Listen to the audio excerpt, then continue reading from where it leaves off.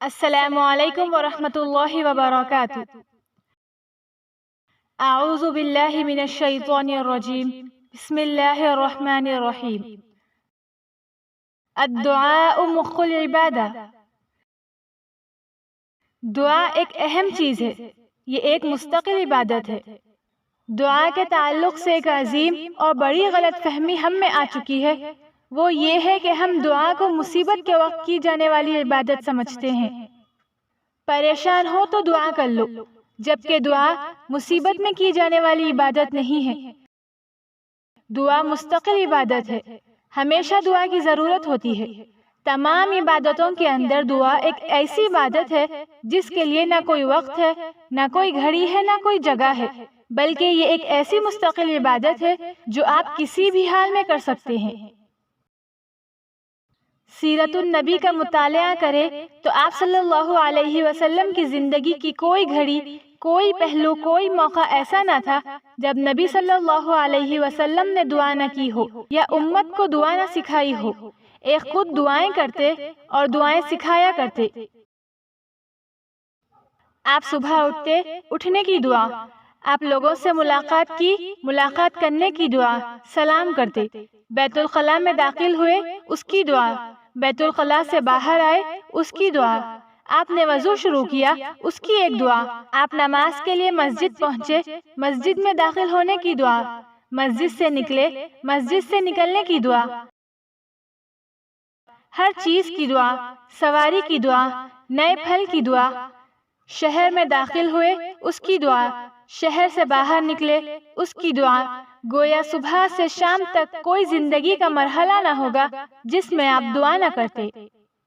نبی صلی اللہ علیہ وسلم سے 1000 سے زیادہ دعائیں صبح و شام کی ثابت ہیں جو صحیح روایت سے آتی ہیں۔ کوئی مرحلہ رسول اللہ صلی اللہ علیہ وسلم کی سیرت کا مطالعہ کرے تو نہ گزرا ہو جس میں آپ نے کوئی دعا نہ کی ہو یا دعا نہ سکھائی ہو۔ ہر معاملے میں دعا، ہر چیز کے لیے دعا سکھائی۔ یاد رکھیے، دعا عبادت ہے۔ رسول اللہ صلی اللہ علیہ وسلم کی سیرت ہم دیکھتے ہیں، پوری زندگی ہر وقت آپ دعائیں کرتے تھے۔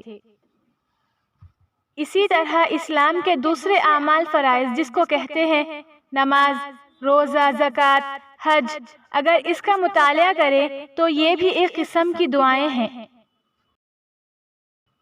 نماز کیا ہے؟ شروع سے لے کر آخر تک مختلف دعاؤں کا مجموعہ ہے۔ آپ حج کرنے جاتے ہیں، کیا کرتے ہیں حج کے اندر؟ کیا اعمال ہے آپ کے؟ طواف کر رہے ہیں تو دعا، سعی کر رہے ہیں تو دعا، میدان عرفہ میں ہے تو دعا، مزدلفہ میں ہے تو دعا، جا رہے ہیں تو دعا۔ مطلب دعا ہی تو ہے حج پورا، دعا ہی تو ہے نماز پوری۔ گویا فرائض بھی عبادت ہے۔ یہ جو فرض عبادتیں ہیں یہ ایک قسم کی دعائیں ہیں۔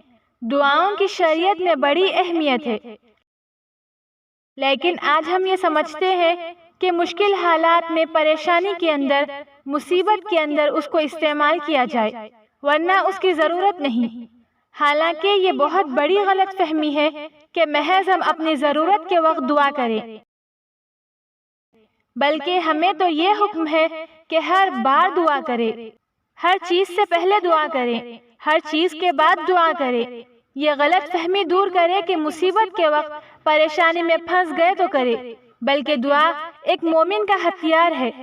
صبح شام، اٹھتے بیٹھتے، کھاتے پیتے، ہر حال میں دعا کرنی چاہیے۔ دعا اللہ کو بہت عزیز ہے۔ دعا عبادت کا مغز ہے۔ دعا سے بلائیں دور ہوتی ہے، دعا سے مصیبتیں ٹلتی ہے، دعا سے عمر میں اضافہ ہوتا ہے۔ جسے دعا کی توفیق مل گئی اس کے لیے رحمت کے دروازے کھل گئے۔ مصیبتوں میں اسی کی دعائیں قبول ہوتی ہے جو آسائشوں میں خوب دعائیں کرتا ہے۔ جو لوگ آسائش و آرام میں دعائیں کرنا بھول جاتے ہیں، مصیبت کے وقت ان کی دعا جلد قبول نہیں ہوتی۔ غائبانہ میں اپنے بھائی، دوست، رشتہ دار، عزیز کے لیے دعا کیجیے، قبول ہوگی۔ والدین کی دعا قبول ہوتی ہے، مسافر کی دعا قبول ہوتی ہے، مظلوم کی دعا قبول ہوتی ہے، روزہ افطار کے وقت دعا قبول ہوتی ہے، آدھی رات کے بعد دعا قبول ہوتی ہے۔ جب دعا کیجیے دل لگا کر کیجیے، پوری رغبت اور شوق کے ساتھ کیجیے، قبولیت یقین کے ساتھ دعا کیجیے۔ اگر ظاہر دعا قبول ہوتی نظر نہ آئے تو بھی عجلت نہ کیجیے، گھبرا کر دعا مانگنا نہ چھوڑ دیجیے۔ اللہ رب العزت دعاؤں کو قبول بھی کرتا ہے۔ ایک غلط فہمی یہ بھی ہوتی ہے کہ ہم نے اتنی دعائیں کی، ہماری دعا قبول ہی نہیں ہوتی۔ میں نے فلاں مسئلے کے لیے دعا کی، وہ چیز مجھے نہیں ملی۔ میں نے فلاں کام کے لیے دعا کی، وہ کام نہیں ہوا، پھر کیا فائدہ دعا کر کے؟ اللہ رب العزت نے سورہ غافر میں اعلان کیا کہ تم دعا کرو، میں تمہاری دعا کو قبول کروں گا۔ وقال ربكم ادعوني استجب لكم ان الذين يستكبرون عن عبادتي سيدخلون جہنم داخرین، کہ تمہارا رب تم سے کہتا ہے کہ تم اس سے دعا کرو، میں تمہاری دعاؤں کو سنوں گا، اور جو دعائیں نہیں کرتے، مجھ سے دعا نہیں مانگتے، تکبر کی بنیاد پر نہیں مانگتے، چونکہ دعا عبادت ہے، جو دعاؤں کی شکل میں میری عبادت نہیں کرتے تکبر کی بنیاد پر، ایسے شخص کو میں جہنم کے اندر ڈال دوں گا۔ جو دعا نہیں کریں گے، تکبر کریں گے، دعا ایک عبادت ہے، اللہ فرما رہا ہے ایسے لوگوں کو اٹھا کر میں جہنم میں ڈال دوں گا۔ تو گویا اللہ دعا سنتا ہے، نہ کرنے والوں کو جہنم میں ڈال دے گا۔ تو کرنے والوں کی ضروری لازم یہ ہے کہ وہ جواب دے، پھر تم دعا کرو، میں قبول کروں گا۔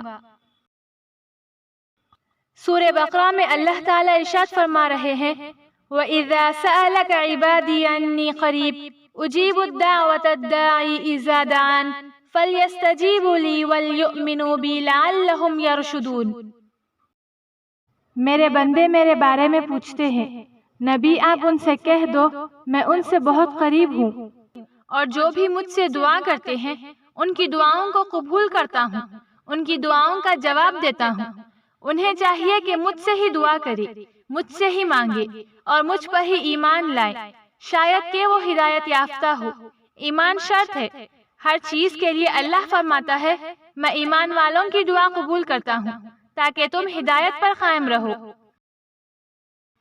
ان الدعاء هو العبادہ، دعا عبادت ہے۔ الدعاء مخ العبادہ، دعا عبادت کا مغز ہے۔ نماز دعا ہے، حج دعا ہے، حج کے ارکان کریں دعا ہے۔ اسی طرح اللہ تعالیٰ کہتا ہے کہ دعائیں کرو، دعا قبول کرتا ہوں۔ دعاؤں کو کیسے قبول کرتا ہوں؟ آئیے ایک حدیث دیکھتے ہیں جو دعاؤں کی قبولیت کے تعلق سے ہے۔ اس کی صورتیں کیا ہوتی ہے، اس کا طریقہ کیا ہوتا ہے، جو ہم مانگتے ہیں وہ دیتا ہے۔ آئیے سنیے۔ مسند احمد کی روایت ہے، ابو سعید خدری رضی اللہ تعالی عنہ فرماتے ہیں کہ آپ صلی اللہ علیہ وسلم نے ارشاد فرمایا، جس سے گناہ اور قطع رحمی کی بات نہ ہو، رشتہ توڑنے کی بات نہ ہو، تو آپ صلی اللہ علیہ وسلم فرماتے ہیں اللہ تین میں سے ایک ضرور عطا کرتا ہے۔ جب بندہ اللہ سے دعا کرتا ہے، وہ پہلا شرط گناہ کی نہ ہو، دوسرا رشتہ توڑنے کی نہ ہو، تو اللہ تین میں سے کوئی ایک کام اس کے ساتھ کرتا ہے۔ پہلا، دعا کے مطابق خواہش پوری کر دیتا ہے۔ اے اللہ مجھے فلاں گاڑی چاہیے، گاڑی مل گئی۔ اے اللہ میرے والدین کو صحت عطا کر دے، صحت ہو گئی۔ دعا کے مطابق خواہش پوری کر دی، جو مانگتا ہے مل جاتا ہے۔ دوسری صورت دعا قبول ہونے کی، آئیے دیکھتے ہیں۔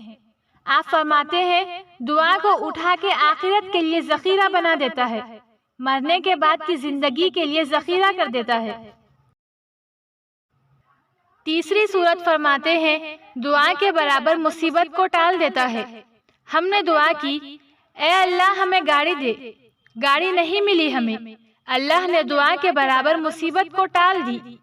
ہو سکتا گاڑی لینے سے حادثہ ہو جاتا، مر جاتے، اللہ مصیبت کو ٹال دیا، گاڑی نہیں دلائی، دعا کے برابر مصیبت ٹال دی۔ تو ہماری دعائیں اللہ نہیں قبول کر کے در حقیقت دعا قبول کر رہا ہے، اس کا بدلہ دے رہا ہے۔ ہم سمجھتے ہیں یہ چیز ہمارے لیے اچھی ہے، مگر پتہ چلا اس میں تو شر تھا، اللہ نے بچا لیا۔ بعد میں کہا الحمدللہ، اللہ نے بچا لیا، وہ چیز لے کر پھنس جاتا۔ تو اللہ دعا قبول نہیں کر کے قبول کرتا ہے۔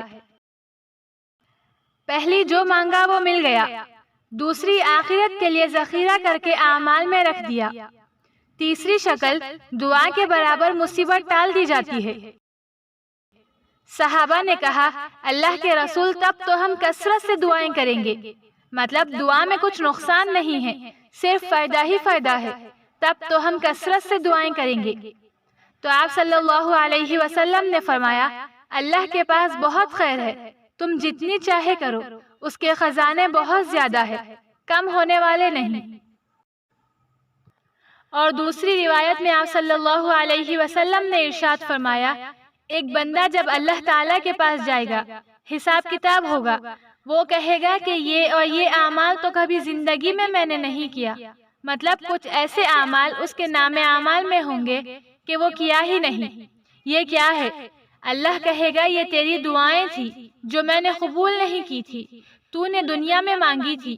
جب بندہ کہے گا کہ کاش اللہ میری کوئی دعا دنیا میں قبول نہ کرتا،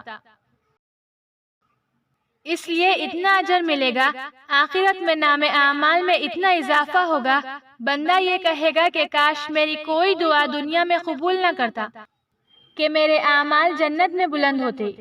تو یاد رکھیے تین میں سے ایک ملتا، کوئی دعائیں نہ چھوڑے، اللہ سے ناراض نہ ہوں، اللہ سے یہ نہ کہے کہ اللہ میری نہیں سنتا، اللہ ہر ایک کی سنتا ہے۔ ہم ظاہر کو دیکھتے ہیں، اللہ باطن کو دیکھتا ہے، وہ جانتا ہے کہ ہمارے لیے کیا اچھا ہے کیا برا ہے۔ اللہ تعالیٰ سورہ بقرہ میں فرمایا کہ ہم کبھی کبھی دعا کے بدلے بد دعا مانگتے ہیں، اللہ اس کو ناقبول کر کے ہم پر رحم کرتا ہے۔ ہم یہ کہتے ہیں کہ اللہ ہمیں یہ چیز ہی چاہیے، ہمیں یہ کہنا چاہیے کہ اللہ اس میں خیر ہو تو یہ مجھے دے، ہمیشہ خیر مانگنا چاہیے۔ دعا مومن کا ہتھیار ہے، اور آخر میں اللہ تعالیٰ سے دعا ہے کہ اللہ ہم سب کو دعا مانگنے کی توفیق عطا فرمائے، آمین۔